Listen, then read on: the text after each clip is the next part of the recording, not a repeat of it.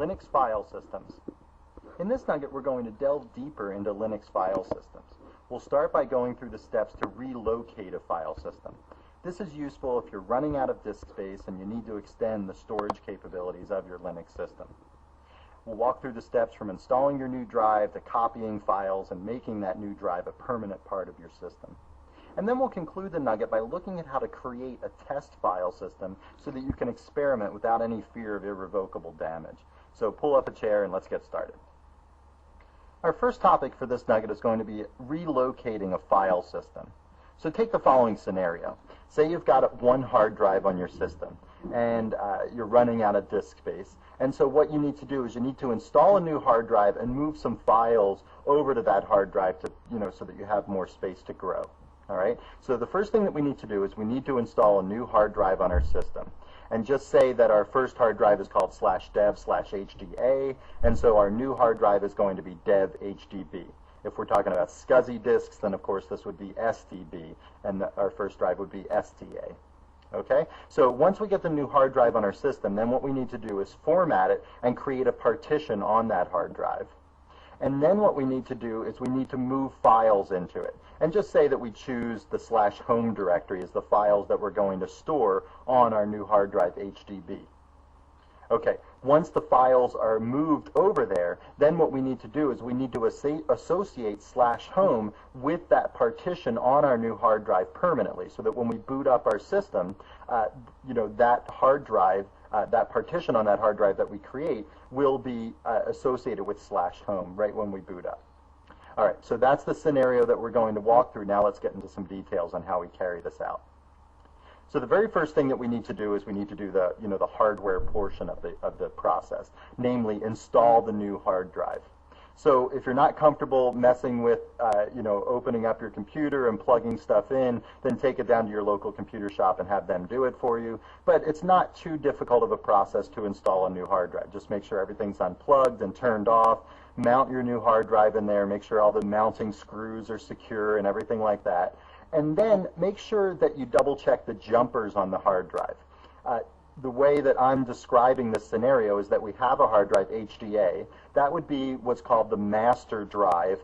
And then the new drive that we're setting up would be dev/HDB, and that would be the slave drive. And typically the cables that connect to the hard drives have 2 plugs per cable, and then one of the plugs, the other end of the plug goes in the motherboard. Okay, so double check the jumpers to make sure that the new hard drive is set up to be the slave and not the master. That's a common problem that people just forget about, and their new drive is not recognized if you don't set the jumpers correctly. Another issue that you might run into is modern drives can be really, really large, and old BIOSes were never expecting the hard drives to be so large, and so sometimes old BIOSes can't recognize really large drives. They're just too large. The BIOS can't address all the tracks and sectors on the hard drive. And so there is sometimes this incompatibility, but there are ways around it in Linux a lot easier than for other operating systems. If you do run into this problem, do a Google search for large disk how-to. Okay, and if you do this Google search, you're going to see all sorts of documents out there, that mainly the how-to page for how to deal with large disks and old BIOSes, and it'll walk you through various steps that you can take to make sure that your large drive is recognized by your old BIOS. If neither of these are the problems and your new drive is still not being recognized by the hardware, by the BIOS, then what I would recommend doing is taking your functioning disk offline. Okay, just pull out that disk offline, use that plug that you used for your old disk initially, plug it into your new drive, and set the jumper for your new drive to be a master. Okay, so now you're using the exact same plug that you had before, and you're checking it sort of all by itself. So you're just doing like the scientific process here. You're eliminating variables, and you're getting down to what can be the problem. Is it the plug that's the problem? Is the new drive not functioning? Is there could be an incompatibility between the 2 disk drives. Sometimes 2 disk drives on the same cable don't like each other, they don't communicate well with each other, and so then there's problems that get run into there. So it would just be nice to narrow down your problems and walk through those. Like I said, 99% of your problems are going to be taken care of by jumpers, or if you have an old BIOS, this could be one possibility for a problem.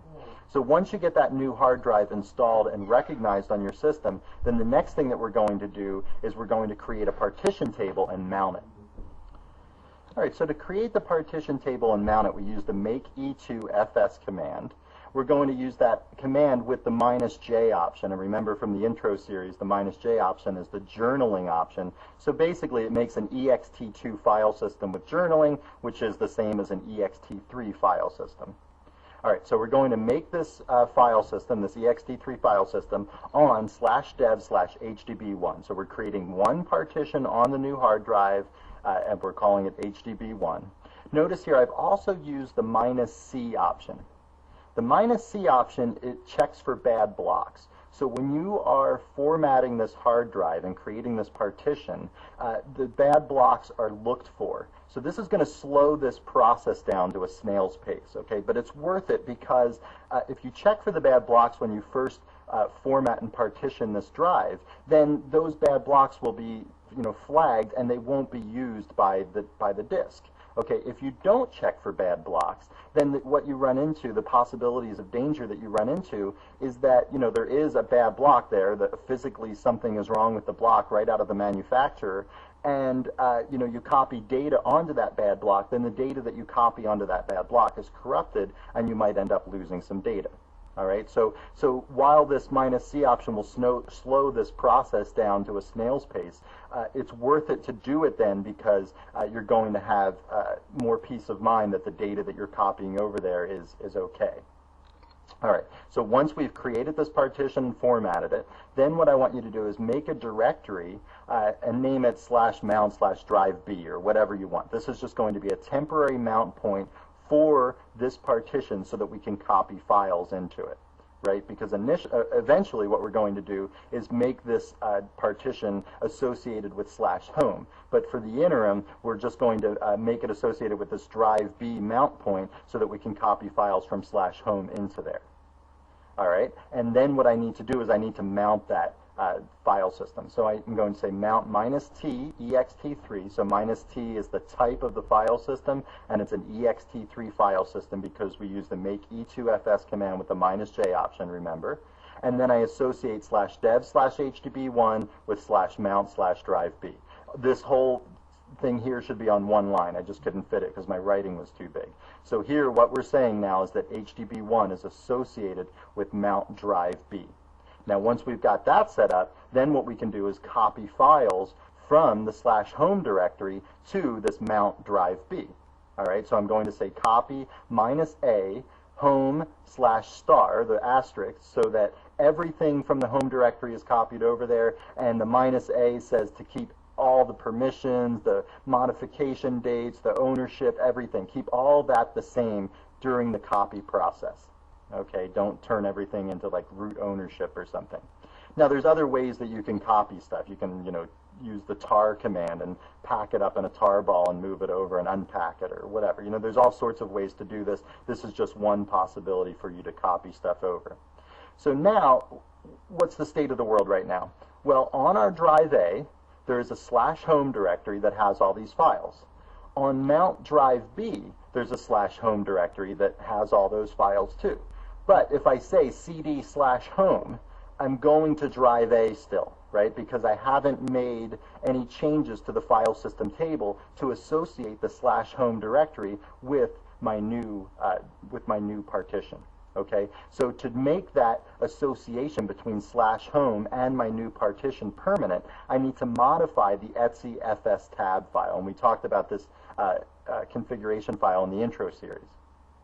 So the way that I do that is I add a line to the fs tab file in the etc directory, and it says /dev/hdb1 space /home space ext3. That says what kind of file system I'm associating with it, and I'm just going to use all the default options. So this says that the /home directory is now mounted on this partition /dev/hdb1.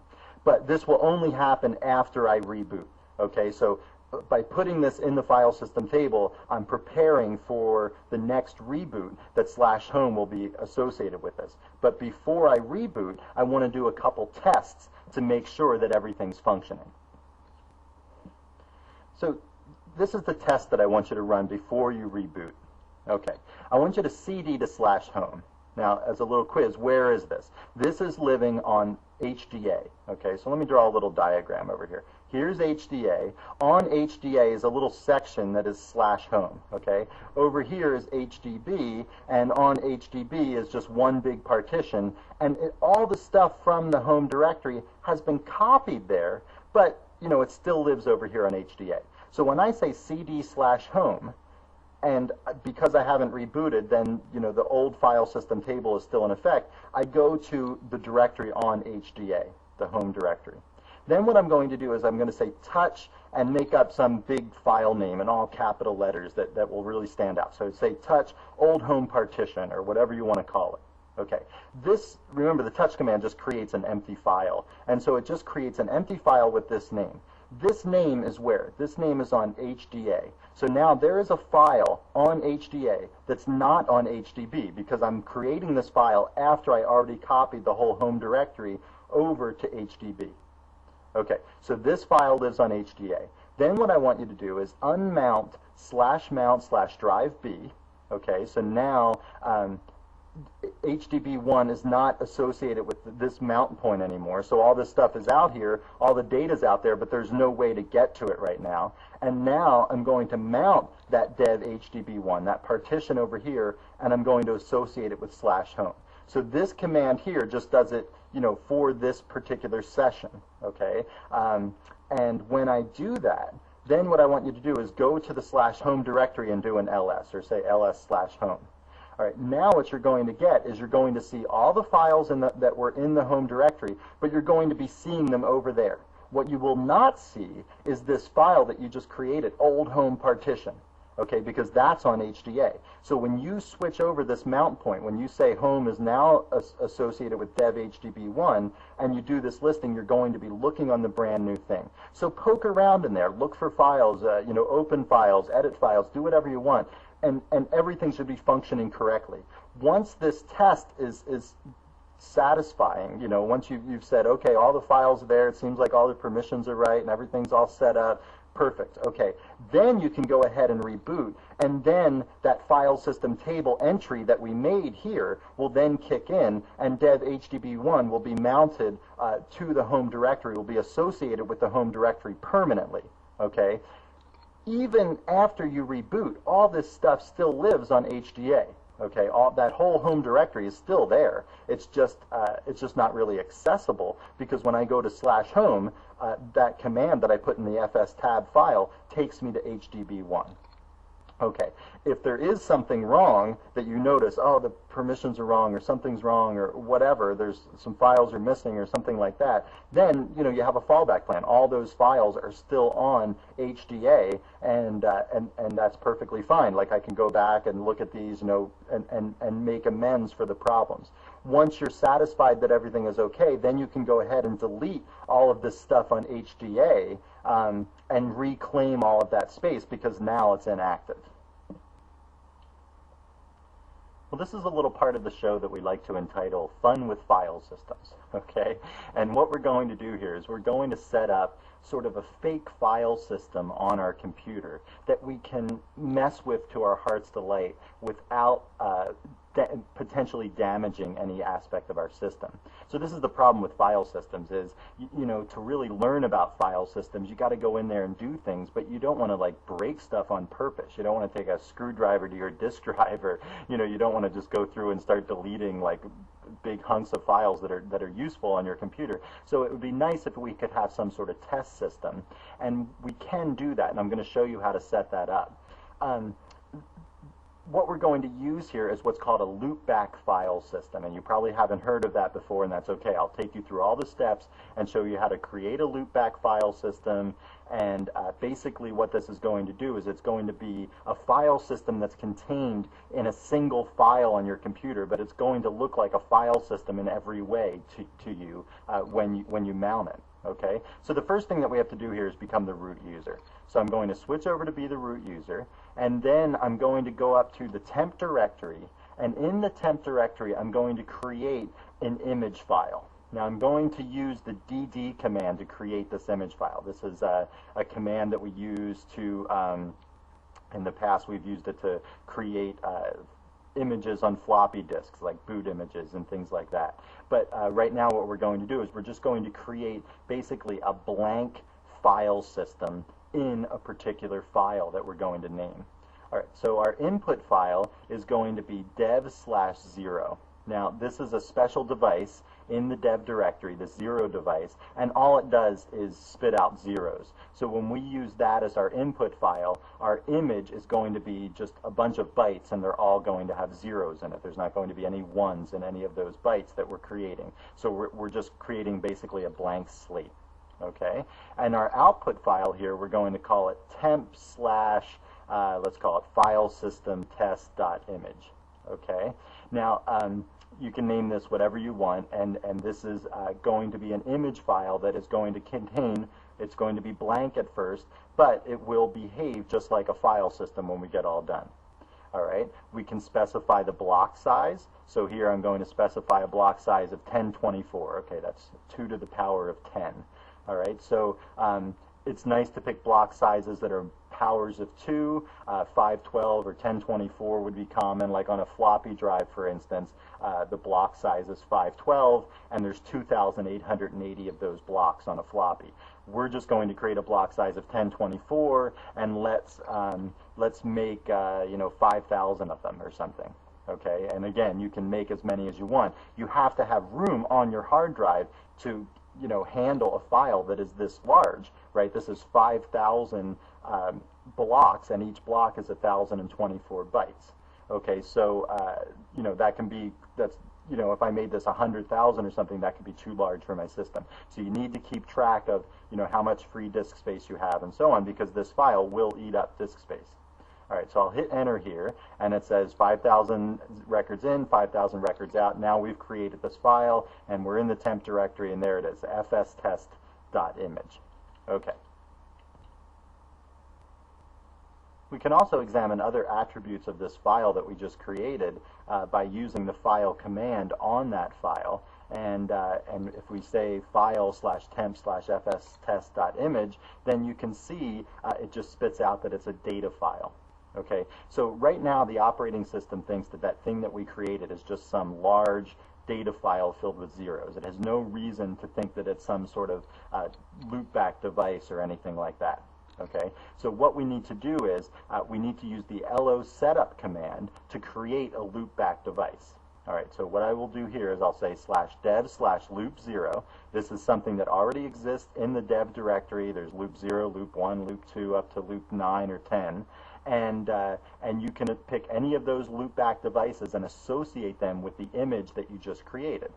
Okay, so here I'll say file system test.image.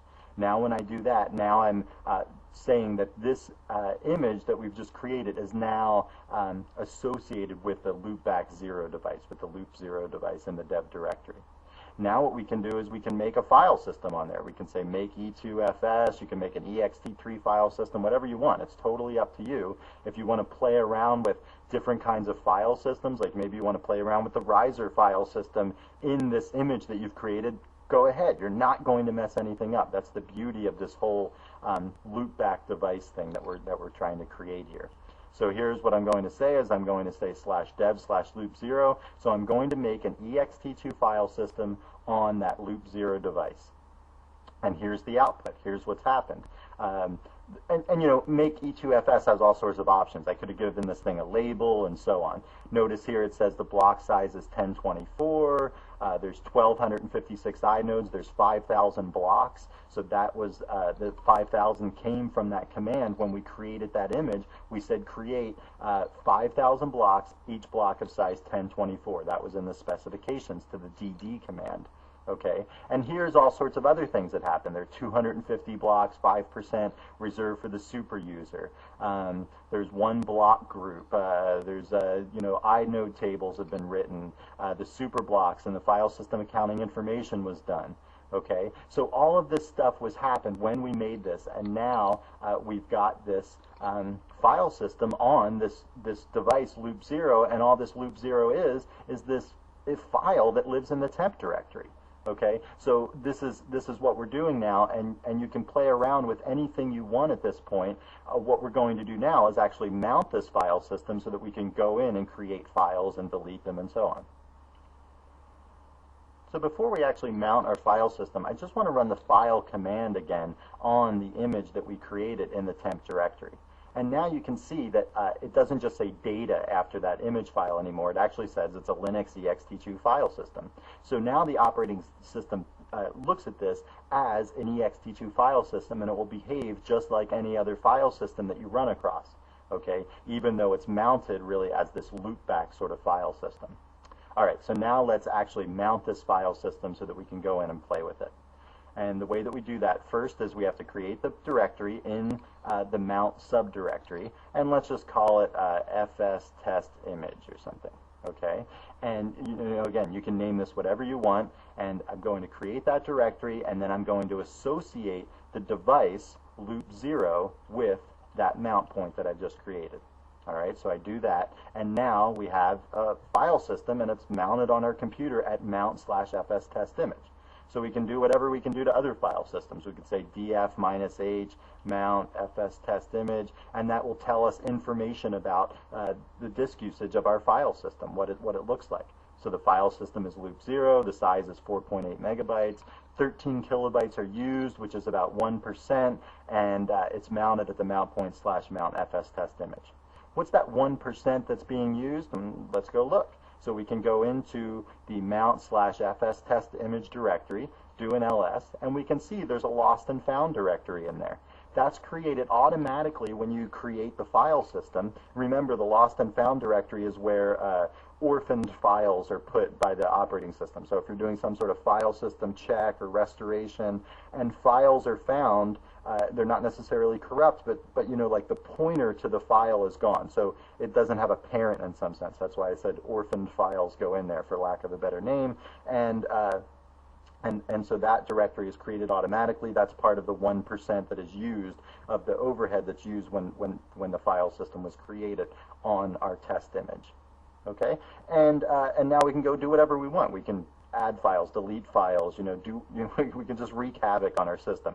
And if you want to play around and mess with file recovery, or you see some Linux article one day that tells you some slick way to recover lost files, well, you test it out in this sort of situation and you have nothing to lose.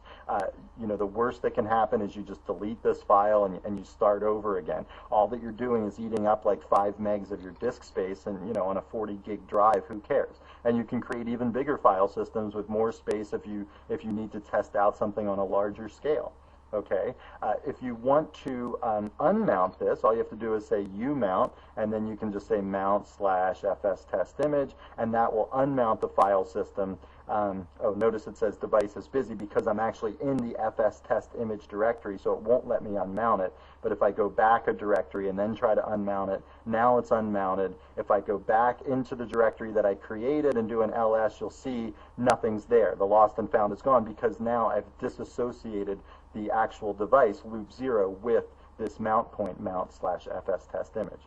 All right, so there you have it. There is a file system device that you get to play with, and if you're like me, I learn a lot more by experimenting with things, and so that's why I seek out ways like this to create sort of test devices and things like that, ways that you can play around without really messing up your system at all.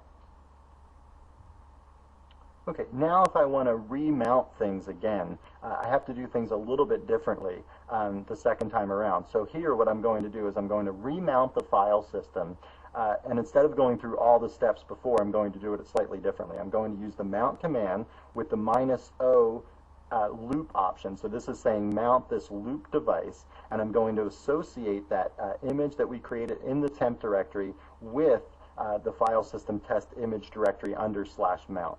Okay, so I do that, and now I'm mounted again, and if we go in there and do an ls, you'll see the lost and found directory is back, and so we're all mounted up again. And now what I can do is I can do things like, dump e2fs, with the /temp/fs test image, okay? And now we can look at a dump of the file system, okay? So, and you can learn about all sorts of things that are going on in the file system, the blocks, the inode requests, or the number of inodes that are used, and all sorts of other things. And so if you want to delve into, you know, the internals of what's going on with the file system, dump e2fs is a good way to do that. And you can, you know, like I said, you can do anything you want on this file system. It's just like any other file system, and it's a good way to get practice on your file system commands. All right, well, it's time to wrap up our nugget on Linux file systems. In this nugget, we extended what we talked about with regards to file systems from the introductory series. And we talked about two major things. The first thing was, how do you relocate a file system? So when you need to add to the storage capabilities of your Linux system, I walked you through the steps on how to do that. Everything from installing a new drive, to formatting it and partitioning it, to copying files over to it, to mounting it, to making it a permanent part of your system. And remember, to make it a permanent part of your system, you have to modify the configuration file in the etc directory called fstat. That's the file system table. And if you add an entry to that for your new partition, then every time you boot up your system, it will be recognized and be part of your Linux system from boot time. And then the last thing we talked about was, how do we create a loopback file system? This is a special kind of file system that basically allows us to have a file system contained in a single file, okay? The operating system acts like it's a file system, so you can play around with it, you can mount it, you can unmount it, you can create files on it, you can do whatever you want to it, and it basically lets you test things out in some sort of experimental fashion without having the dangers of messing with the real file system. The worst that can happen here is you just delete the file system, the loopback file system, and you start over, and there's no other major changes that you need to make to your system. Well, I hope you found this nugget informative, and thanks for watching.